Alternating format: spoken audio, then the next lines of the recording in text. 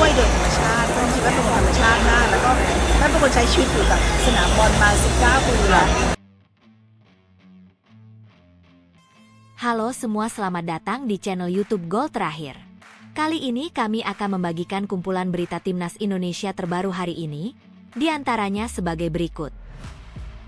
Berkelas. Seketika publik ASEAN bisa geger, begini komentar Madam Pang usai Malaysia protes ke PSSI soal harga tiket yang dianggap terlalu mahal sampai bilang begini, sindir telak Malaysia. Alhamdulillah, doa publik akhirnya terkabul. Dikonfirmasi langsung oleh Erick Thohir. Mauro Zijlstra akhirnya resmi jadi pemain naturalisasi yang bakal diproses untuk bela timnas Indonesia, ikut bela timnas U23 di Piala AFF 2025. Dengan mata berbinar, begini kata Mauro Zijlstra usai resmi diproses naturalisasi, mengaku sudah tak sabar ingin bela timnas Indonesia. Mengejutkan, pelatih PSIM Jean-Paul van Gastel sebut timnas Indonesia jadi sorotan besar di Belanda. Kira-kira kenapa ya?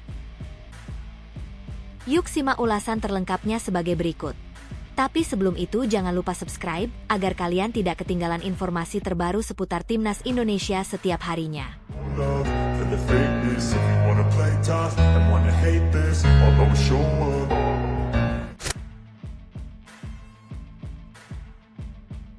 Berkelas. Seketika publik ASEAN bisa geger, begini komentar Madam Pang usai Malaysia protes ke PSSI soal harga tiket yang dianggap terlalu mahal sampai bilang begini, sindir telak Malaysia.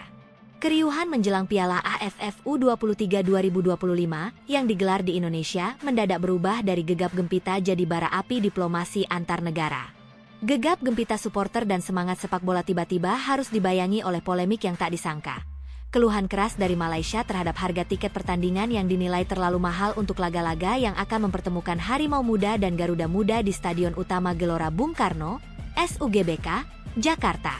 Malaysia, yang selama ini dikenal sebagai rival klasik Indonesia di pentas Asia Tenggara, menyampaikan protes atas sistem harga tiket yang diterapkan PSSI. Harga yang ditawarkan dalam bentuk paket 3 pertandingan grup A, mulai dari Rp500.000 hingga Rp1.300.000, dianggap memberatkan bagi pendukung dari luar negeri. Beberapa perwakilan komunitas supporter dari negeri jiran bahkan secara terbuka menyebut kebijakan tiket tersebut sebagai bentuk diskriminasi terhadap pendukung asing. Mereka menuding bahwa PSSI gagal menunjukkan semangat solidaritas ASEAN yang selama ini diagungkan bersama. Bagi mereka, harga tersebut bukan hanya mahal dalam nilai rupiah, tetapi mahal dalam konteks keberpihakan. Sejumlah pernyataan keras pun bermunculan dari kalangan penggemar, pejabat olahraga, hingga media Malaysia, yang menyebut Indonesia sebagai tuan rumah yang tidak bersahabat. Bahkan salah satu akun media pendukung Malaysia menyebut bahwa Indonesia tengah menciptakan tekanan psikologis lewat harga tiket. Namun, di tengah keruhnya suasana dan panasnya wacana publik, sebuah komentar dari figur ternama sepak bola Asia Tenggara datang seperti palu godam yang menghantam meja perdebatan. Sosok itu bukan dari Indonesia, bukan pula dari Malaysia, melainkan dari Thailand. Seorang tokoh perempuan yang dikenal karena gaya kepemimpinan tenang, berkelas, namun tak pernah ragu melepaskan tembakan tepat sasaran, Madam Pang. Sebagai Ketua Asosiasi Sepak Bola Thailand, FAT, sekaligus tokoh sentral dalam kebangkitan timnas Gajah Perang, suara Madam Pang selalu menjadi gema besar dalam dunia sepak bola ASEAN. Ketika dirinya diwawancarai oleh media usai meninjau latihan tim Thailand U23 di Nonthaburi, pertanyaan pun dilayangkan tentang kisruh harga tiket Piala AFF U23 2025 di Jakarta. Dan disinilah semuanya mulai bergetar. Tanpa basa-basi, Madam Pang menatap tajam sebelum menjawab. Saya pikir, kalau ada negara yang keberatan dengan harga tiket, mungkin mereka harus bertanya dulu, apakah mereka memang datang untuk bertanding, atau hanya datang untuk mencari alasan pulang lebih awal. Ucapannya disambut sunyi, karena tak satupun jurnalis berani tertawa. Kalimat itu menusuk tepat ke dada Malaysia. Indonesia sudah menyediakan panggung besar, stadion megah, dan atmosfer luar biasa. Kalau itu masih dianggap tidak ramah, hanya karena tiket. Mungkin justru yang tidak ramah adalah yang tak siap bersaing dalam atmosfer sesungguhnya. Saat ditanya apakah dirinya melihat protes Malaysia sebagai bentuk sikap kritis atau justru cerminan kelemahan mental bertanding, Madam Pang kembali menjawab dengan nada dingin namun menggigit. Sepak bola tidak butuh pelayan. Ia butuh mental pejuang. Kalau datang sebagai tamu, hargai rumahnya. Kalau tak sanggup beli tiket, jangan minta pintu dibuka. Datanglah dengan semangat, bukan daftar keluhan. Lalu, seperti belum cukup menampar, Madam Pang melanjutkan sindirannya sambil menanggapi komentar sinis dari media Malaysia soal FIFA Matchday September nanti. Seperti diketahui, PSSI telah mengundang Malaysia dan Lebanon untuk ambil bagian dalam turnamen mini yang digelar 1 hingga 9 September 2025. Namun, alih-alih menyambut ajakan itu dengan positif, media Malaysia malah menyindir dengan nada meremehkan. Turnamen level apa ini? Beda level dengan Malaysia, tulis mereka. Saat diminta tanggapan, Madam Pang kembali tak menahan diri. Saya heran, satu sisi mereka bilang turnamen itu bukan level mereka. Tapi di sisi lain mereka ribut soal harga tiket AFF U23. Kalau benar mereka merasa levelnya lebih tinggi, kenapa terus-menerus rewel saat harus main di stadion yang lebih megah dari kandang mereka sendiri? Kalau memang Malaysia merasa tidak selevel, maka saran saya, mundur saja dari semua turnamen ASEAN. Jangan datang, jangan protes, dan jangan menyusahkan yang ingin bermain dengan damai. Komentar itu langsung mengunci suasana. Para jurnalis yang sebelumnya mencatat santai, kini diam terpaku. Sindiran Madam Pang tak hanya menampar Malaysia, tetapi juga mengangkat wibawa Indonesia yang sedang jadi sasaran serangan tanpa henti. Sementara itu, Garuda Muda bersiap menghadapi tantangan besar di fase grup yang dimulai pada 15 Juli menghadapi Brunei Darussalam, disusul Filipina, 18 Juli, dan Malaysia, 21 Juli. Skuad besutan pelatih Gerald van den Burg, mantan asisten timnas Belanda era 90-an, kini tengah menjalani pemusatan latihan di Jakarta dengan disiplin tinggi dan fokus maksimal. Di sisi lain, supporter Indonesia sudah memborong habis tiket untuk 3 laga tersebut. SUGBK akan menjadi lautan merah putih, dengan 77.000 suara menggetarkan stadion untuk menyambut Garuda Muda. Kontras dengan kondisi Malaysia yang dikabarkan kemungkinan besar tidak akan didukung langsung oleh kelompok suporternya, karena kecewa pada harga tiket. Namun seperti yang dikatakan Madam Pang, semangat sejati tak lahir dari kenyamanan. Semangat sejati lahir dari komitmen dan keberanian. Dan saat wawancara berakhir, semua jurnalis tahu bahwa tidak ada lagi yang perlu diperdebatkan. Karena satu suara dari Bangkok telah menggetarkan seluruh kawasan. Kalau mental bertandingmu masih tergantung pada harga tiket, maka mungkin kamu datang bukan sebagai pesaing, tapi sebagai turis yang belum tahu medan. Begitulah. Malaysia boleh memprotes, boleh mengeluh, bahkan boleh mundur dari turnamen September jika tak merasa selevel. Tapi Indonesia akan tetap berdiri, tetap menyambut, dan tetap melaju. Dan suaranya kini diperkuat oleh tokoh paling dihormati di Asia Tenggara, Madam Pang. Sepak bola bukan panggung untuk yang manja. Ia adalah arena untuk mereka yang siap disorot, diteriaki, dan diuji mental. Dan jika ada yang tak tahan panasnya, lebih baik keluar dari dapur, sebelum terbakar reputasi sendiri. Alhamdulillah, doa publik akhirnya terkabul. Dikonfirmasi langsung oleh Erick Thohir. Mauro Zijlstra akhirnya resmi jadi pemain naturalisasi yang bakal diproses untuk bela timnas Indonesia, ikut bela timnas U23 di Piala AFF 2025. Harapan yang telah lama dipanjatkan oleh pecinta sepak bola tanah air, akhirnya menemukan titik terang. Dalam sebuah pernyataan resmi yang disampaikan langsung oleh Ketua Umum PSSI, Erick Thohir, nama Mauro Zijlstra akhirnya muncul sebagai salah satu calon kuat pemain naturalisasi yang akan segera diproses untuk memperkuat timnas Indonesia.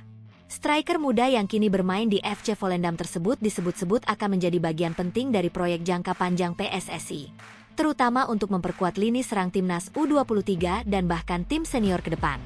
Dalam konferensi pers yang berlangsung di Indomil Arena, Tangerang, pada Rabu, 2 Juli 2025, Erick Thohir mengumumkan bahwa terdapat 4 nama baru yang akan diajukan proses naturalisasinya.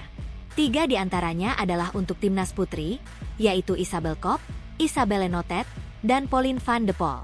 Namun sorotan utama publik langsung tertuju pada satu nama pemain putra yang masuk dalam daftar tersebut, Mauro Zijlstra.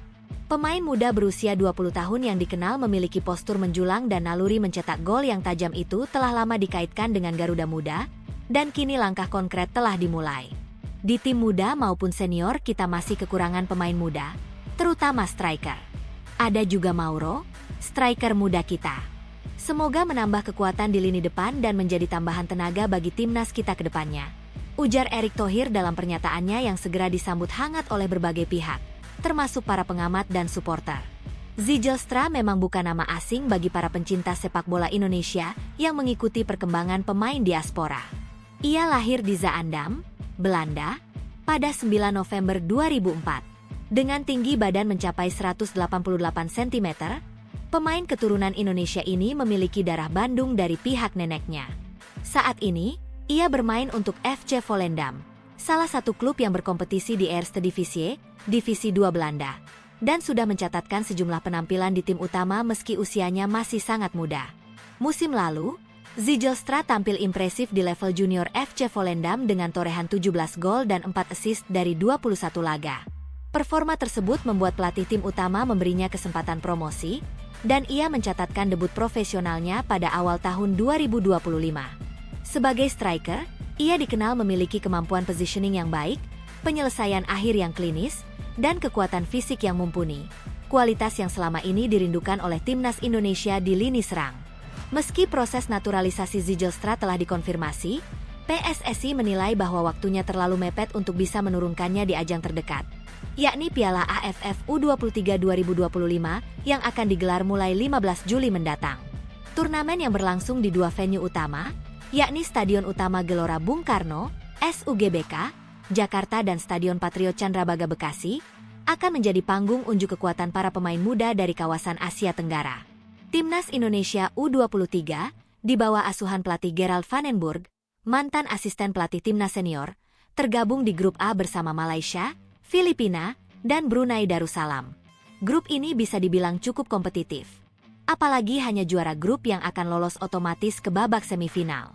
Sementara itu, 3 tim runner-up grup akan bersaing untuk menjadi yang terbaik agar bisa mengisi satu slot tersisa di 4 besar. PSSI menyadari bahwa proses administrasi naturalisasi, meskipun sudah dimulai, tetap memerlukan waktu. Erick Thohir menyebut bahwa pihaknya telah mengirim surat resmi ke Kementerian Pemuda dan Olahraga, Kemenpora, yang kemudian akan dilanjutkan ke Kementerian Hukum dan HAM, serta Kementerian Sekretariat Negara untuk diproses lebih lanjut. Setelah itu, tinggal menunggu persetujuan Presiden dan DPR agar Zijlstra bisa menjalani sumpah sebagai WNI. Erick menegaskan bahwa proses ini sedang dipercepat agar Zijlstra bisa tampil di ajang yang lebih besar dan lebih menantang, yaitu kualifikasi Piala Asia U23 2026 yang akan berlangsung pada awal September 2025. Menariknya, Indonesia juga akan menjadi tuan rumah untuk babak kualifikasi ini, yang rencananya digelar di Sidoarjo, Jawa Timur. Artinya, Zijlstra memiliki peluang besar untuk menjalani debutnya di hadapan publik tanah air, asalkan seluruh proses naturalisasinya berjalan lancar dan sesuai rencana. Kita targetkan 2 bulan ke depan prosesnya sudah selesai. Menpora sudah sangat mendukung, tinggal jalur formalnya kita ikuti. Proses ke DPR, lalu sumpah, dan kalau semua lancar, Mauro bisa bela timnas di kualifikasi nanti, terang Erick lagi. Langkah ini menunjukkan bahwa PSSI terus aktif mencari talenta terbaik keturunan Indonesia yang bisa memperkuat skuad Garuda, baik di level junior maupun senior. Strategi regenerasi yang ditempuh tidak hanya melalui pembinaan di dalam negeri, tetapi juga dengan menggandeng pemain-pemain muda berdarah Indonesia yang berkembang di luar negeri. Mauro Zijlstra hanyalah salah satu contoh dari visi besar itu. Gerald van den Burg sendiri, sebagai pelatih kepala timnas U23, disebut sangat terbuka terhadap kehadiran pemain diaspora. Ia telah memantau perkembangan sejumlah talenta muda dan mengakui bahwa Indonesia masih membutuhkan tambahan kekuatan terutama di posisi striker. Dengan semakin padatnya jadwal turnamen internasional dan semakin tingginya ekspektasi publik, keberadaan penyerang tajam menjadi kebutuhan mutlak yang tak bisa ditawar. Kehadiran Zijlstra kelak akan menambah kedalaman skuad dan memberi warna baru di lini depan. Ia juga akan menjadi inspirasi bagi para pemain muda di Indonesia, bahwa kerja keras dan dedikasi, baik dari dalam maupun luar negeri, bisa membuahkan tempat di skuad Garuda. Dalam beberapa tahun ke depan, ia berpotensi menjadi bagian integral dari proyek besar timnas menuju Piala Dunia 2026 atau bahkan Piala Asia 2027. Di tengah gegap gempita menyambut Piala AFF U23 2025, Pengumuman naturalisasi Mauro Zijlstra menjadi kabar gembira tersendiri bagi publik sepak bola nasional. Meskipun ia belum akan tampil di turnamen regional tersebut, kehadirannya sebagai calon senjata rahasia untuk ajang yang lebih besar telah membangkitkan optimisme dan antusiasme baru. Semua mata kini tertuju pada proses naturalisasi yang sedang berjalan, dan jika semua sesuai rencana, nama Mauro Zijlstra bisa segera tertera dalam daftar resmi pemain timnas Indonesia.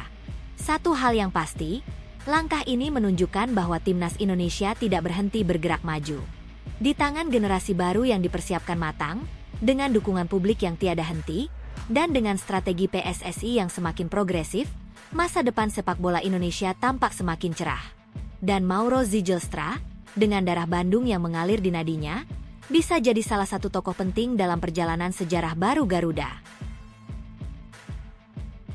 Dengan mata berbinar, begini kata Mauro Zijlstra usai resmi diproses naturalisasi, mengaku sudah tak sabar ingin bela timnas Indonesia. Mauro Zijlstra sudah tak sabar bela timnas Indonesia jelang putaran keempat kualifikasi Piala Dunia 2026. Timnas Indonesia terus menambah kekuatan menghadapi putaran keempat kualifikasi Piala Dunia 2026. Setelah berhasil melaju ke fase penting ini, Ketua Umum PSSI Erick Thohir menyebut satu nama yang tengah dalam proses naturalisasi, yakni Mauro Zijlstra. Pemain muda asal Belanda berdarah Indonesia itu disebut menjadi calon amunisi baru untuk timnas senior maupun U23. Erick Thohir memastikan bahwa Zijlstra sedang dalam proses administrasi untuk menjadi warga negara Indonesia, WNI. Tak hanya itu, proses ini juga melibatkan 3 pemain dari timnas putri Indonesia.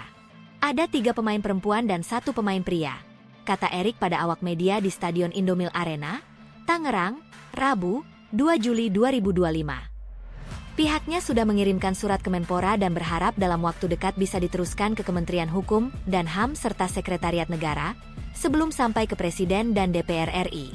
Zijlstra sendiri bukan sosok baru dalam radar pencinta sepak bola tanah air. Namanya sempat disebut-sebut sebagai salah satu talenta muda keturunan yang cocok untuk memperkuat timnas Garuda. Namun, selama beberapa bulan tak ada kejelasan soal proses naturalisasinya. Kini, situasi mulai terang setelah Erick Thohir menegaskan bahwa proses legalitasnya sebagai WNI sedang berlangsung. Mauro Zijlstra, pemain berusia 20 tahun ini, sempat memperkuat NEC Nijmegen dan kini bergabung dengan FC Volendam.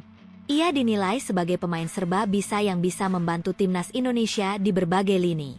Melihat usianya yang masih muda, ia tak hanya bisa menjadi bagian dari skuad senior, tetapi juga menjadi pilar penting di timnas U23 Indonesia.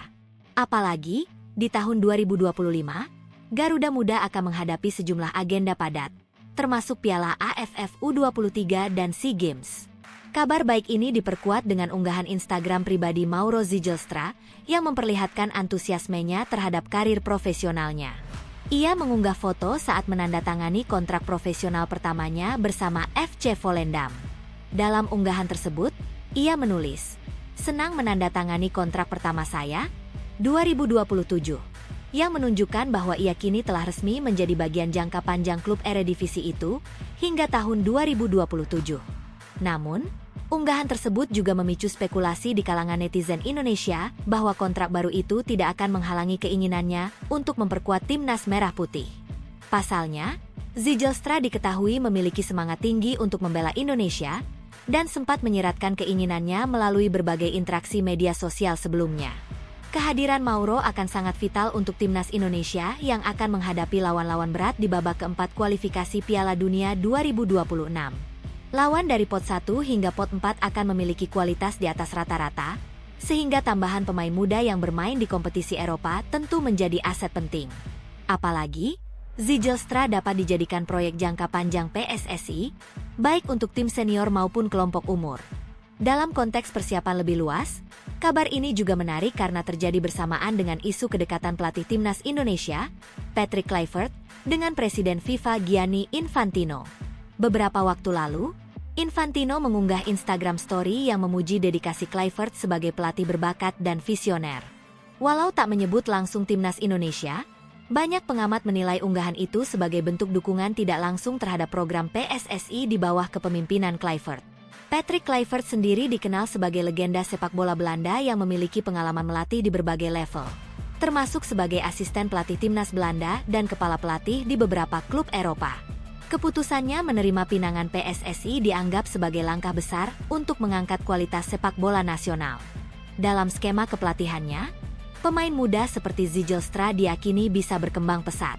Dengan antusiasme Mauro Zijlstra yang tampak dari sorot matanya dan unggahannya di media sosial, publik menanti-nantikan kapan ia resmi berseragam merah putih. Jika proses naturalisasi berjalan lancar, bukan tidak mungkin Zijlstra akan tampil membela Indonesia dalam laga-laga penting menuju Piala Dunia 2026. Pelatih PSIM Jean-Paul van Gastel sebut timnas Indonesia jadi sorotan besar di Belanda. Mengapa? Timnas Indonesia saat ini bukan hanya menarik perhatian Asia, tetapi juga telah menyita sorotan tajam dari Eropa, khususnya Belanda. Kebangkitan Garuda dalam kualifikasi Piala Dunia 2026, ditambah dengan kehadiran Patrick Kluivert di kursi pelatih kepala, membuat sepak bola Indonesia tidak lagi dipandang sebelah mata oleh negara yang pernah menjadi penjajahnya itu. Dan salah satu yang merasakan langsung magnet kebangkitan ini adalah Jean-Paul van Gastel, pelatih anyar PSIM Yogyakarta, yang mengaku datang ke Indonesia bukan semata karena klub, tapi juga karena denyut sepak bola Indonesia yang semakin kuat terdengar hingga ke tanah kelahirannya. Bagi Van Gastel, sepak bola Indonesia kini tengah dalam masa transformasi paling menarik dalam sejarah modernnya. Ia menyaksikan dari jauh bagaimana timnas Indonesia mengejutkan banyak pihak di Belanda, bukan hanya karena hasil di lapangan, tetapi karena komposisi tim yang dipenuhi nama-nama diaspora yang familiar bagi publik Eredivisie. Perjalanan Garuda di kualifikasi Piala Dunia, dari perjuangan sengit melawan Vietnam dan Irak, hingga keberhasilan mencapai ronde keempat zona Asia, seakan membuka mata dunia bahwa Indonesia sedang serius membangun. Yang terpenting sekarang sepak bola Indonesia mulai tersorot. Kata Van Gastel, mantap. Ia menyebut, kegigihan timnas Indonesia dalam menembus putaran lanjutan kualifikasi membuat media dan publik Belanda memperhatikannya. Apalagi karena ada nama-nama besar dari Belanda di balik layar tim nasional. Patrick Kluivert yang ditunjuk awal 2025 sebagai pelatih kepala Garuda, membawa serta staf pelatih dari negeri yang sama, Gerald van den Burg, Alex Pastoor, dan Denny Lanzaat. Di Belanda, karena staf timnas orang Belanda, jadi banyak sorotan untuk sepak bola Indonesia. Lanjutnya, Van Gastel tak menutupi bahwa salah satu alasan ia menerima tawaran dari PSIM adalah karena terpikat oleh atmosfer baru yang sedang menyelimuti sepak bola Indonesia. Meski ia awalnya tak tahu banyak soal klub yang berbasis di Yogyakarta itu, setelah membaca sejarah dan menyadari bahwa PSIM adalah salah satu klub tertua yang menjadi pendiri PSSI, hatinya tergerak. PSIM mungkin bukan klub besar secara gelar, namun memiliki akar yang dalam sejarah sepak bola nasional. Dan bagi seorang pelatih yang punya visi jangka panjang seperti Van Gastel, ini adalah tantangan yang pantas dijalani. Ia juga menyebut bahwa efek Kluivert bukan hanya terasa di timnas, tetapi juga menyebar ke Liga 1. Saat ini, Liga 1 2025-2026 mencatat 4 pelatih kepala asal Belanda yang resmi menangani klub-klub di kasta tertinggi sepak bola nasional. Jan Olderjekering, Dewa United, Peter de Roo, Persis Solo, Johnny Jensen, Bali United, dan dirinya sendiri di PSIM Yogyakarta. Ini menjadikan Belanda sebagai negara paling dominan dalam hal pengaruh kepelatihan asing musim ini. Lalu juga ada 4 pelatih Belanda di Liga 1, jadi sangat menarik untuk ditunggu. Ungkapnya, sambil menambahkan bahwa kompetisi di antara pelatih-pelatih dari negara yang sama justru akan menciptakan dinamika taktik yang menarik di Liga 1. Namun bagi Van Gastel, misi di PSIM jauh lebih dari sekadar bersaing. Ia datang membawa filosofi sepak bola Belanda yang menekankan pada taktik, penguasaan bola, dan pembinaan usia muda. Ia melihat bahwa Indonesia memiliki potensi besar, tapi masih kekurangan sistem pembinaan yang mapan. Maka dari itu, di sela-sela kesibukannya menangani tim senior, Van Gastel juga menyatakan ketertarikannya untuk membantu pengembangan pemain muda PSIM agar dalam beberapa tahun ke depan, klub ini bisa menjadi salah satu sumber bakat bagi tim nasional. Langkah yang diambil PSIM untuk mendatangkan pelatih sekelas Van Gastel juga menunjukkan bahwa klub-klub Liga 1 kini tak lagi berpikir sempit. Mereka mulai berani mengambil keputusan besar demi kemajuan jangka panjang. Dan ini sejalan dengan semangat baru yang dibawa oleh federasi di bawah kepemimpinan Erick Thohir, yaitu modernisasi sepak bola Indonesia dari akar hingga ke puncak. Sebuah cita-cita yang kini bukan hanya dimiliki oleh Jakarta, tetapi juga kota-kota sepak bola tradisional seperti Yogyakarta. Nama Jean-Paul van Gastel sendiri bukan nama sembarangan. Ia adalah mantan pemain Feyenoord yang pernah tampil untuk timnas Belanda, serta memiliki pengalaman kepelatihan di beberapa klub top seperti NAC Breda, Guangzhou R&F, hingga menjadi asisten di Besiktas. Ia membawa serta pengalaman, disiplin, dan wawasan Eropa yang kini mulai dibutuhkan dalam atmosfer kompetisi Indonesia yang kian kompetitif.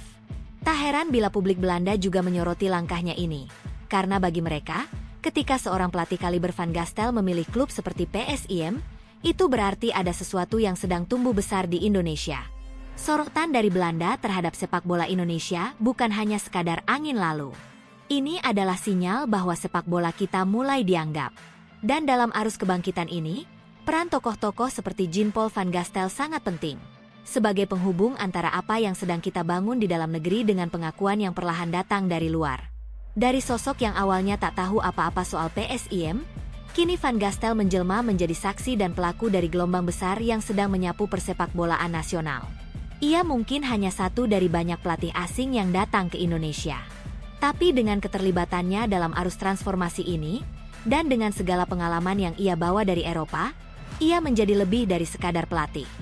Ia adalah bagian dari mimpi besar Indonesia untuk menjadi kekuatan nyata di sepak bola dunia.